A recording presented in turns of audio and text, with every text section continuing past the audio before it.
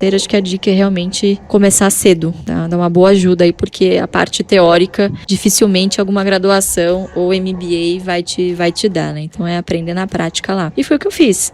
Abdiquei, assim, de alguns projetos, algumas coisas que eu pensava pra mim, né? Pra carreira, enfim. Então, poxa, filha de bilionário. Eu ouvi isso de vários colegas de faculdade. Você tá no Mackenzie, você devia estar em Harvard, tipo, em Princeton, em Columbia. Eu falei, não, mas Harvard tá lá, sei lá, 300 anos. Meu pai não vai durar 300 anos. Então, Harvard não vai ensinar o que ele conquistou ao longo desses 50 anos em bolsa. Então, eu optei por ficar e seguir carreira em corretora. Então, desde sempre, tive algumas outras experiências de estágio antes, mas a que valeu a pena mesmo foi de 2013 em diante, com Equity Research, né? E não parei mais, só deixei de ser analista mesmo em 2019 para fundar Ações Garantem o Futuro. Fala um pouquinho pra gente como que funciona o Ações Garantem o Futuro e o que você faz lá hoje. AGF, ele é o acrônimo de Ações Garantem o Futuro, né? E o nome é autoexplicativo, né? A gente realmente acredita que ações garantem o futuro, como realmente garantiu o futuro do Barsi, né? Nesses últimos anos, e de muitas outras pessoas que conheceram a estratégia ao longo do tempo, né?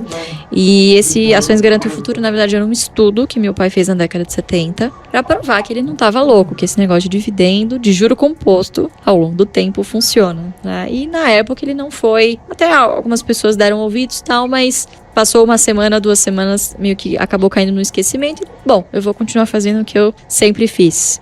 E aí veio a ideia de 2018 para 2019. Eu já queria fazer alguma coisa nesse sentido, né? Porque acho que quando você é herdeira, assim, principalmente uma pessoa de uma figura notória de mercado, enfim, é inevitável que você tenha um carimbo nas suas costas. E que, como meu pai sempre diz, né? Bom, você é mulher, você é jovem, você vai ter que se provar 10 vezes mais do que se fosse algum outro filho meu, homem, enfim, mais maduro. Então as pessoas vão te olhar sempre vão duvidar da sua capacidade. Aí vai caber a você ter a maturidade suficiente para provar ao longo do tempo que você é capaz, né? E aí o sobrenome não vai te dar. Isso é com você. E aí foi o que eu fui tentando fazer ao longo do tempo, né? E a gente viu uma oportunidade muito grande de fazer com que o legado da estratégia, a estratégia em si, tem muitas vantagens. É uma estratégia extremamente simples de você implementar. É uma democrática, você não precisa ter muito dinheiro para você implementar. E dá certo, que é o principal, ela dá resultados, comprovadamente, né, como a gente comprovou nos últimos anos. Então a nossa ideia com a AGF era transformar o legado e a estratégia em algo maior do que o sobrenome, né? E acho que isso tem dado certo nos últimos tempos, né? Acho que a gente tem recebido assim feedbacks bem legais sobre pessoas que têm usado a estratégia e realmente dá certo, né? Então a gente nasceu como uma empresa educacional e de 2020 para cá a gente tem investido bastante na nossa fintech, que é o AGF+, que é uma plataforma que justamente tem várias ferramentas, tem agregador de carteira, tem fóruns, tem dados específicos de dividendos. Então, para quem quer seguir uma carteira previdenciária, uma carteira de renda para o futuro, você tem tudo ali, todo o ferramental no aplicativo para você seguir essa trajetória. Então, tem sido, assim, bastante desafiador, mas estamos aí, né? Estamos aí para dar cara a tapa. E hoje, como que vocês fazem esse gerenciamento de risco? O que vocês indicam? Vou ser bem sincera contigo, a gente olha muito pouco para beta de carteira, essas coisas. Vocês fazem balanceamento de carteira, não? Não fazemos balanceamento de carteira. A gente segue uma única regra. Está abaixo do preço teto, a gente compra. Está acima, para de comprar e olha se tem alguma outra abaixo do preço teto. O que é o preço teto, né? Obviamente que o dividendo não é a única métrica que nós olhamos. Existe toda uma diligência antes, uma análise para saber, bom, essa empresa é boa, esse dividendo é consistente e sustentável, qual é o business, enfim, conhecer a fundo a parte qualitativa. Depois você vai para a parte quantitativa. E aí o dividendo é a última ponta. Quer dizer, é a decisão em que a gente diz o seguinte, bom, essa boa empresa é um bom investimento? Só vai ser um bom investimento para nós se ter um histórico recorrente de pagar 6% ao ano em dividendos, no mínimo. Esse é um filtro que a gente não muda, porque muitas vezes o investidor pode cair até numa armadilha. Geralmente, quando a taxa de juros está muito para cima, o que ele vai fazer? Ele vai subir a régua. Aí ele não compra nada, porque a renda fixa está melhor. Aí quando a taxa de juros cai, o que ele vai fazer? Ele vai deixar a régua mais frouxa, porque 2%, eu vou aceitar então uma empresa que pague 3%. Tá bom. E aí o que acontece? Ele está comprando justamente uma empresa que muito provavelmente está cara, e esse yield já está caro. Então a gente mantém esse patamar, esse parâmetro de 6%, lembrando que é uma métrica real, né, que ao longo do tempo tende a corrigir a inflação, né? Então é bom você comparar com a taxa real de juros, não com a taxa Selic. Então a gente usa esses 6% ao ano em dividendos, que é o nosso retorno mínimo esperado, e eu uso isso para fazer uma margem de segurança. Então através desse 6%, o que eu faço? Geralmente a gente pega ou a média histórica de dividendos, ou o dividendo que a gente está projetando para os próximos exercícios, divide por essa taxa esperada, e você chega num um preço teto. O que é o teto? É o máximo que você vai poder pagar por esse ativo em específico. Você está fazendo aqui 2 trabalhos muito interessantes. Primeiro, maximizando as suas chances de receber esses 6%. Não existe nada garantido na renda variável.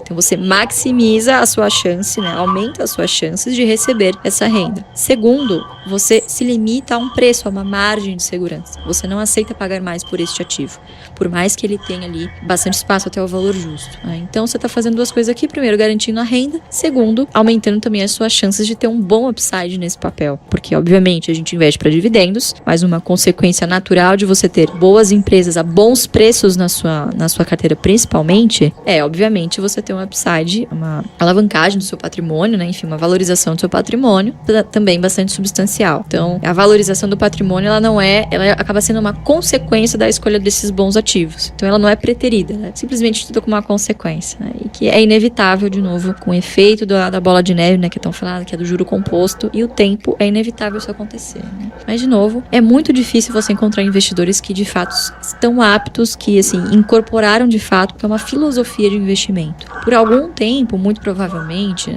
não é todo mundo que tem condições de investir milhão, né? Ou muitas casas com zeros por mês, né? Então, pro brasileiro, o investidor médio, por exemplo, o cara tem R$1.000 para investir em ações, né? Supondo que ele já tem uma reserva de emergência, já tem ali uma casa, né? Ou tá num financiamento, enfim, tem ali uma outra reservinha para passear com a família, guardar um dinheiro mais de médio prazo. Então, já é muito. Não sei se esse cara tem R$1.000 por mês, poxa, vai comprando aos poucos, em 20 anos, e acredite, esse tempo vai passar, você vai querer ter investido, né? Então, não precisa você investir tudo que você tem de uma vez. Vá com parcimônia, com consistência, que aí você deixa o juro composto fazer o trabalho por você, né? E o tempo também é um fator crucial. Isso aí, o tempo vai passar, e se não passar é que você morreu, tá? Então...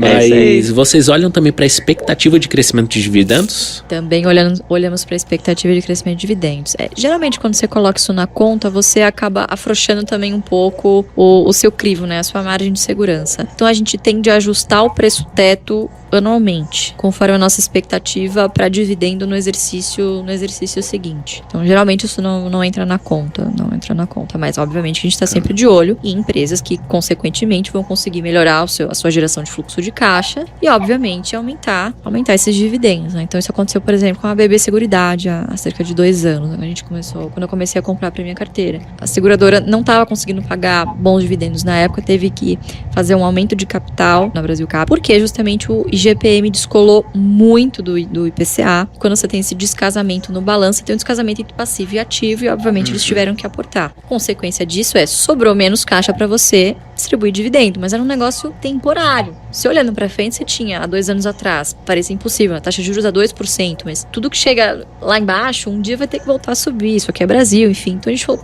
seguradoras hoje não parece um bom negócio, mas é justamente em momentos como esse em que você consegue achar preços excelentes. E a empresa chegou onde estão as oportunidades, R$18. R$18, assim, em 2 anos já bateu 32 outro dia. Então, assim, é muito fácil, se você entende o que as empresas fazem, não tem que estar alheio à macroeconomia, mas você pelo menos basicamente entender como que os juros, como que o câmbio afetam os negócios. Você não precisa tentar ser o mago da economia e acertar para onde vai o câmbio, para onde vai... Mas tem uma certa noção de tendência, pelo menos, né? Você chegou em 2%, a tendência é que suba, então, não que vá para negativo. Então, você tem uma noção básica do que as empresas fazem, é extremamente importante para você tomar uma decisão também fundamentada, né? E para você, existe um limite de ações em carteira? Olha, eu não gosto muito de ficar, assim, despejando regra, né? Acho que cada um tem que saber a quantidade de empresas que consegue acompanhar. Esse tem que ser o crivo. Então, hoje, a quantidade, eu já tô assim, já tô até repensando a quantidade de empresas na minha carteira. Eu já tenho 16 empresas na minha carteira. Alguns vão considerar uma loucura, mas eu invisto desde 2008. Então, se você fizer a conta, é como se eu tivesse comprado uma empresa por ano. Quer dizer, então, existe uma concentração, sim, e boa parte da minha carteira hoje está concentrada em BEST, né, que é o acrônimo que a gente usa, então é bancos, energia, seguro, saneamento e telecom. A minha prioridade é geração de renda com essa carteira, né, geração de renda renda através de dividendos. E tem ali aqueles 20%, né, da pimentinha, das oportunidades,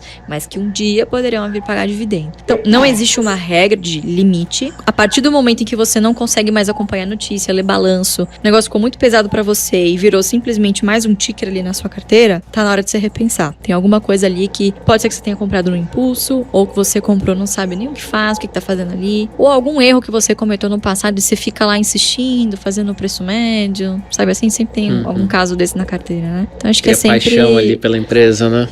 Ou até aquele negócio, não, eu ainda vou recuperar meu dinheiro nessa empresa. E o cara fica insistindo.